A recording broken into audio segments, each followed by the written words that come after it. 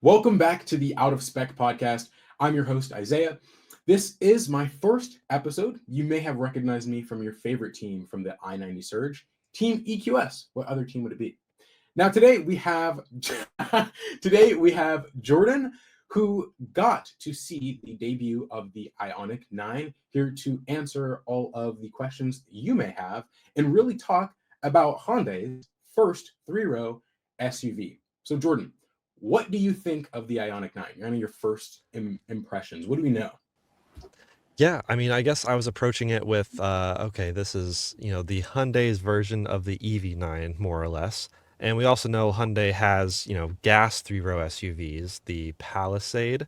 So the EV9 was like the electric Telluride, and the Ioniq 9 is like the electric Palisade in some ways. So I was kind of going into it with that base knowledge. But what I kind of discovered is like, oh, this is kind of almost like a second, almost like a refresh EV9. Like this is better than the EV9 in almost every measurable way, which makes me think, okay, maybe there's a new EV9 coming. We all know they're going to refresh their vehicles. We already saw a refreshed EV6 coming out, and the Ioniq 5 refresh coming out. So that's expected. But this is kind of being released as the refresh, which is really exciting. So you're going to see a little bit bigger battery, a little bit more storage capacity, even a slightly longer wheelbase. Like everything compared to EV9 is just like cranked to 11 in a way. And I think that's pretty cool. Even a little bit more power. There's just a bunch of little tweaks that make it better. Awesome. What do you think of the And design? that this is a really good point. I love it a lot. I love the almost quirky and really out of the box designs that we see from Hyundai Kia. And this is no different. I think it's really still on brand for the IONIQ lineup versus the EV Kia series. I feel like the EV9 and the EV6 are a little too different, but this still Mhm. feels like a similar form factor to what we see on the IONIQ 5 and IONIQ 6. Did they release pricing? Do you know that? At the time of this, no, I don't know anything about pricing, but I could venture to guess comparable to the EV9. Like the EV9 starts around 55. Really, it's like 60 at the base spec you'd want, which is the long range rear wheel drive. I would expect this to be a hair more, maybe because it's a hair better. Like that's where my rationale is coming from. But it really is like it is more vehicle. So I wouldn't be surprised if it was a little bit higher. But if they do release at the same pricing, that would be really genuinely impressive. This just has so much space. Now, I want to mention early on in the episode, go to Out of Spec Reviews. I guess at the time we're airing this, go to Out of Spec Reviews tomorrow morning when the my walk around video. I have a full video that's like a in-depth tour of this car. It is just a first look. We weren't allowed to drive it yet. I can already kind of assume how it drives. Like that's probably not a crazy new thing, but it's a fun look around to really see how is the insanely good headroom, even in the third row. I'm 6 foot tall. I fit fine sitting behind myself, even back there in the third row, which typically in many ways is a compromise.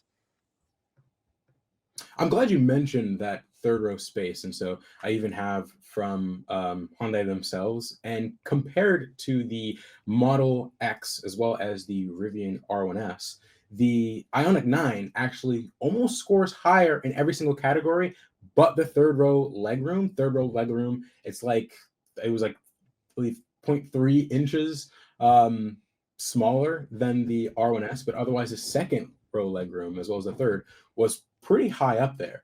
And so this is, I would say, a lot larger than what we would actually see in terms of sizing for the EV9, even though we know they're still on the same platform. It does have a longer wheelbase. Is there anything that specifically stood out to you about this?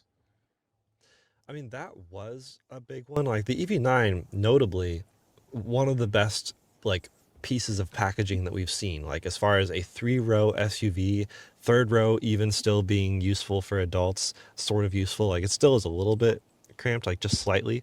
But this was like noticeably better. And the design of this, it is maybe a bit polarizing. I mean, Kyle doesn't necessarily love it. I think it's better in person than how it renders online, like with photos especially. But and maybe some of it comes down to the color. Like the color I filmed with, for the most part, was this beautiful, stunning green color, the same green that we saw on the Hyundai 7 concept, which was the concept version of this car released, unveiled in the Auto Show in 2021. Um, that green that we're showing on the screen right now for our watchers, stunning, absolutely gorgeous. And that's not even like a premium model. This is the SEL trim. I can presume there's going to be an SE trim as well, a base model, which will be the cheapest one. But otherwise, like, it's just gorgeous. It's got the pixelated thing, like you mentioned, Isaiah, that it stays true to Hyundai in the sense of like their pixelated parametric pixels, as they call them, in the LED bulbs on the front, but also the back, like the rear end light that like kind of goes up and around. Very interesting, very Hyundai, and I'm totally here for it. They even said that's like it's a generation jumping appeal, which is funny because they kind of mentioned that as like, older-ish. I hate to say old people, but not old people, but like people who remember nostalgia of the 80s video games, like when it was like very pixelated. They're gonna appreciate this. But then also so will like the more hip, like, oh, this is like futuristic because it's like pixelated. It's kind of an interesting dichotomy, and I'm totally here for it. I like the unique design. I know it's still a three-row SUV. It's still a box on wheels. But even being a quote-unquote box, it's fairly slippery, as you can tell by the looks. The drag coefficient is a very impressive 0.259, I believe, is what it could max out as. But I think that's with the digital rearview mirrors. So with normal mirrors, it's like a 0.269. So I see the Ionic 9 is available in a rear and a all-wheel drive version. 110.3 kilowatt hour battery, targeting 300 plus miles on all trims, which I think is should really be becoming a minimum for a lot of EVs. 0 to 60 in as little as 4.9 seconds. Yeah, Talk well, about 0 to 60 in as little as 4.9 seconds, but it's funny so, because the long range rear wheel drive, which is the base model, 8.4 seconds 0 to 60. That is painfully slow. oh man.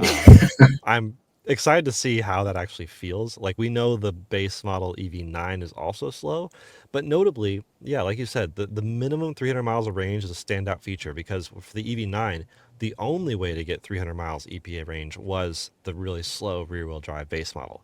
Now, with all of them getting 300 plus, up to like 335, I think, miles on the long range rear wheel drive, that's pretty impressive.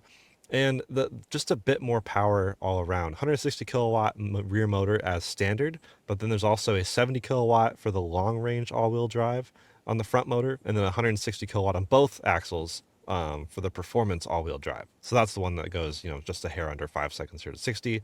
And that's 430 horsepower, which is more than the 379 horsepower in the EV9. And I'm going to guess that may just be up, like resulting from the higher voltage of the battery. We're looking at like 610 volt nominal battery, which is really pretty good. I don't want to say class leading. It's not like 800 volt architecture is not really 800 volt system nominal, but it is still high voltage, which means still great charging. They quote 24 minutes 10 to 80, which is the same number as the EV9 10 to 80, but with a bigger battery. That means literally faster charging. That's amazing. And talking about charging, we see that this will be one of Hyundai's first vehicles with NACS. We know the Ionic 5 is getting NACS first in the beginning of next year, and I'll pull this up here as well. Did they mention, and that's actually the CCS version, did they did they mention why they still have the charge port on the right hand side? This is something that I see, and we know that most superchargers out there are version 3 superchargers, which would really require the charge port to be really on the left hand side or the front right hand side, passenger side. Did they ever mention why it's in the back rear, why they're sticking to that for like the rest of the Hyundai models? They did not. They just have been sticking with it, and I don't really know why. But I will say these will charge very poorly on V3 superchargers because of the way the voltage is set up. So I said 10 to 80 in 24 minutes. On a Tesla supercharger, the V3s, Magic Dock or otherwise, when you have like the actual NACS version, that'll be like a 45-minute charge, 10 to 80. So not great. You're not going to see much more than like you like might see 100 kilowatts, which is really pretty bad. It'll hold it very flat, but this will really take advantage of the voltage improvements on the V4 superchargers when those start coming out. Now, many people are already typing like, "Oh, the V4 is already out." No, no, no. V4 dispensers are Cabin. out, but the cabinets are not in play yet. They're coming. Tesla's been promoting them recently. Of course, we've had content on that as well, but um, these V4s would also solve that issue because of the longer cables on the V4 cabinets. So if you really want to charge on Tesla, you can. You're just going to be taking up two stalls, and or maybe go to the end one or find a V4 dispenser. Even if it doesn't have a cabinet, you'll still be able to take advantage of the longer cable if you really, really want to use that. It was funny though, the cars that I filmed, all the cars there that they had us filming were pre-production models, which means they had CCS ports. So it was hilarious. All of us went around to the charge port during our videos saying, "And here's the NACS at launch," and they're like, "Oh wait, these have CCS. Why?" That maybe some markets will have CCS, of course, but the NACS for the American market at launch is a big deal. And yeah, I mean, I guess I've been filming three-row SUVs lately because I also filmed the Vistic, the Cadillac Vistic, the week before this, and that was launching with CCS, even though it's coming out about the same time. Not to mention, VinFast started VF9 deliveries just the other day. So we're getting a good amount of Mhm. three-row EV SUVs on the market lately. Yep, that's true. So it's the era of three-row SUVs, which is all Americans seem to want. So, but yeah, this is, I mean, impressive packaging here. I guess back to some of the interior benefits, because I think we've already gone over most of the specs at this point. e-GMP is what we all know and love from the Korean automakers' electric global modular platform. This really does highlight the modularity of that, the M in that acronym, because it is just a bit more battery, but the same actual platform more or less. But either new motors or juicier motors. I don't really know what the case is. But back on the interior, really gorgeous interior. Similar screen that we've seen with EV9, but the climate control is actually down below the center stack instead of like behind the steering wheel, which I prefer. I don't love the driver's climate screen on the EV9. I think it's kind of silly. It's behind the steering wheel. It's always blocked by the steering wheel. And I just wish everything was in the same spot.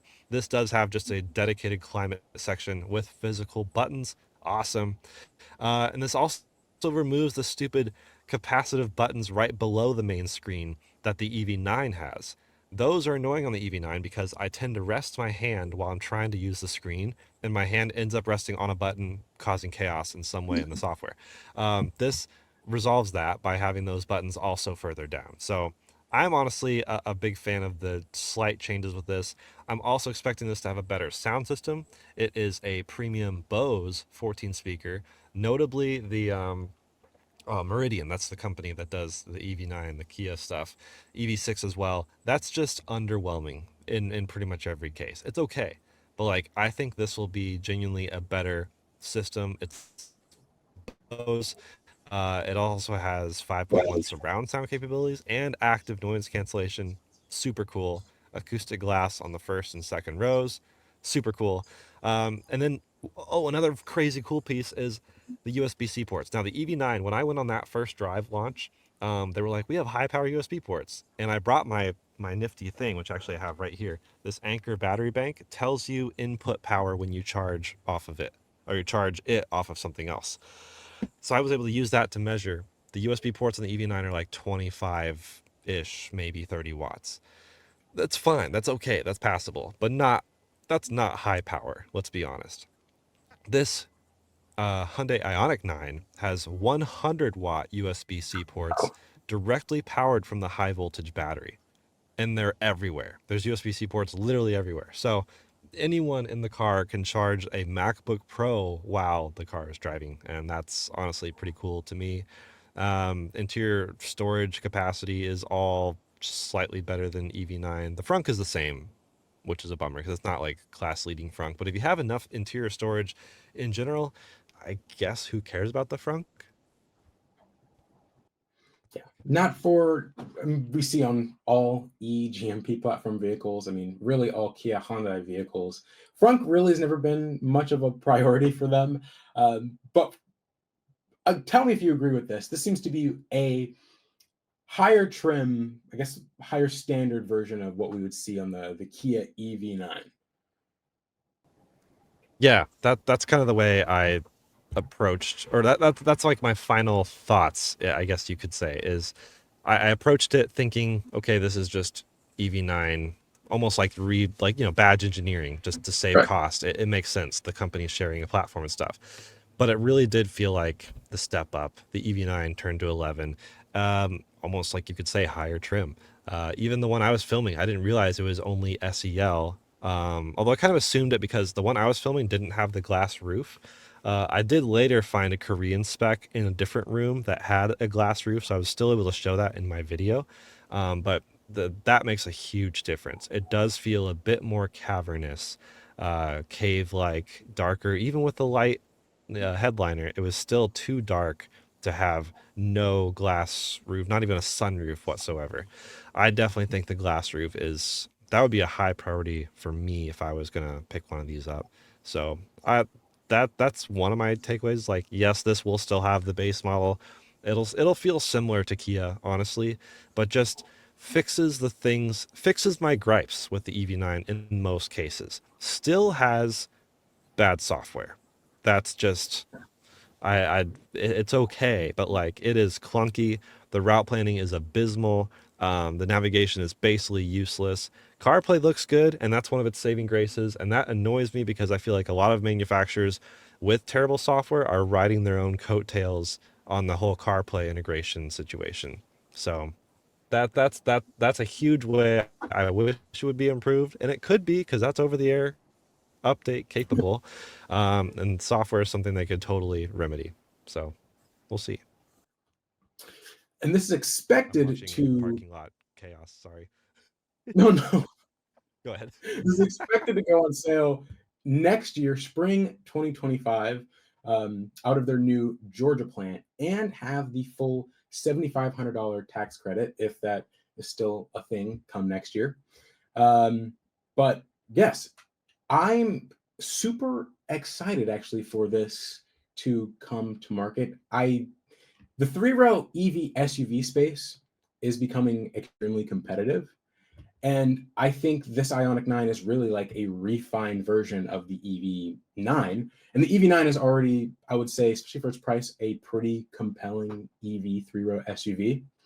And the Ionic 9 will, I think, please some people who are looking for a little bit something more, especially on the range side, for more luxury features. And some of those smaller things, right, like 30-watt charging we see on the EV9, that being improved, this will definitely be something that people will look forward to.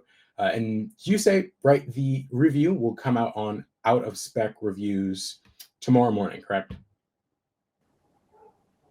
Yeah, that'll be up basically first thing. Well, I told Kyle we should put it up along with the embargo, but he tends to stick to the morning uploads. We'll see if I think data could suggest it doesn't matter when we upload, but we'll find out. We'll What see. would there'd be no fun if it'd be no fun if me and Kyle always agreed on everything. So we'll see how the reaction is to this as well, because I think Kia had a huge head start. So it makes sense that Hyundai maybe observed and then changed some things to fix some things. We'll see how this compares to the EV9 refresh whenever that happens. But I guess, Isaiah, based on photos you've seen, what do you feel on the design of this versus EV9? Because that's everyone's first impression is how does it look? What do you have a favorite of those two, or does it kind of matter on the trim? I gotta say, it's Ionic 9 is my favorite. Now, tell me in the comments if you guys agree, but it reminds me of a Chinese EV, the Li Auto 9, especially with this giant, like, stream headlight in front, um, daytime running light. But I do like it a lot. And same thing with the silhouette, kind of reminds me of what Li Auto has to offer. I like this more than the EV9. I think for someone who would pick between the two. But I think for buyers, I think the EV9 is a little more simple. We're expecting, right, it'll likely be a bit cheaper than what the Ionic 9 starts at. Um, and I think for most buyers, they'll likely pick what the EV9 has to offer.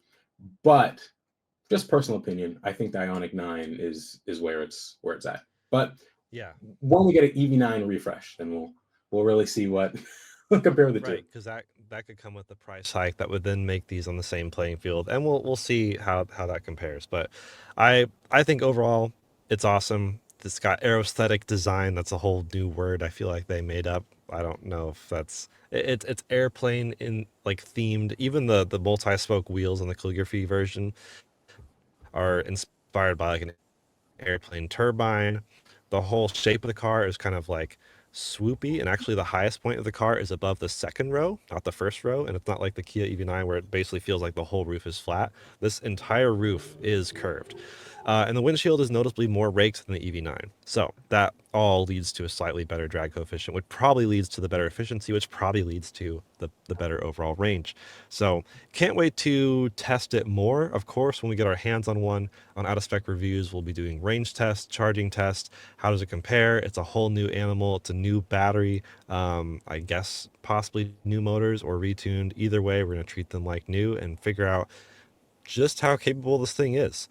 And I can't wait to really try it. I'd love to do a race to Vegas on this. You know, EV9 noticeably did terrible on our recent race to Vegas, but I think part of that could have been down to the pilots. So perhaps we'll have to redo that. Maybe we'll do another cross country race with 3-row SUVs. I don't know. Knowing you, Isaiah, maybe you'd put yourself in the EQS SUV, but you and your interior comfort. But that's most of my thoughts on this thing. It's intriguing. We still don't know everything, but I appreciate the opportunity by Hyundai to come check it out. Get a good walk around. They gave a lot of good initial information. So we'll see where it goes from here. Do you have any more final thoughts? No, I think Hyundai. There's that's how you say it, Hyundai, almost like Sunday. with Hyundai. the yeah, with the e-GMP platform, I think they've proven themselves as of giving something that's pretty compelling in the market. I would love to see a another cross trekking video with more 3-row EV SUVs um, that are now coming to market. Of course, I'd probably pick the EQS SUV. Can't blame me there. Great vehicle, super comfortable. But yeah, no, I think Honda and Kia have set a standard for what we expect. And so seeing this now, I'm actually really not that surprised. Versus when we see something from, I would say, a lot of other automakers where they're having some gigantic leaps in what they're innovating on.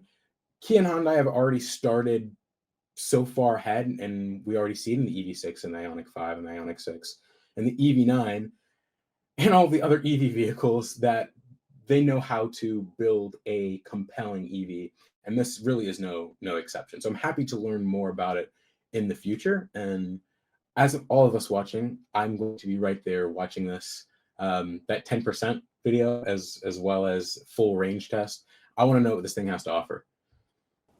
Right. Yeah. So more to come. Of course, more content on Spec reviews, and honestly, more podcast stuff on this when it does come out, when we can actually compare it to things, and maybe even talk to some early owners. We love sharing the early ownership stories to see why people chose it and what they think. It's always fun to see what their impression is after living with it, even after a short while. But also, we'll see how the long term ownership happens. Will people hold on to these for a long time? Or will they move on to one of the other 18 SUVs at the time? Hyundai clarified, that this was unveiled as the 7 concept, so it came out as Ionic 9. People expect it to be Ionic 7. That was probably the original plan. I think they changed the name to be more in line with EV9, but their official response was that, well, this leaves room numerically for other vehicles such as Ionic 7 and Ionic 8, which likely would be in between the sizes. So those would probably be, I'm going to guess, smaller SUVs. Maybe a smaller 3-row that's a bit more like Vistic size. but also maybe one that's maybe a bigger sedan. A wagon would be freaking sick, but we live in America where they apparently hate. Yeah, They don't give us the everyone hates wagons at wagons all. for some reason. Yeah, but yeah, that's Awesome. it. Well, thank you so much for joining me, Jordan. First episode having here, so I'm like getting the full routine of this, and hopefully in the future have you on more and more, and we'll catch a good vibe. But link 100%. of Jordan's review will be in the description. Thank you guys so much for watching. This is Out of Spec Podcast, and we hope to see you in the next one.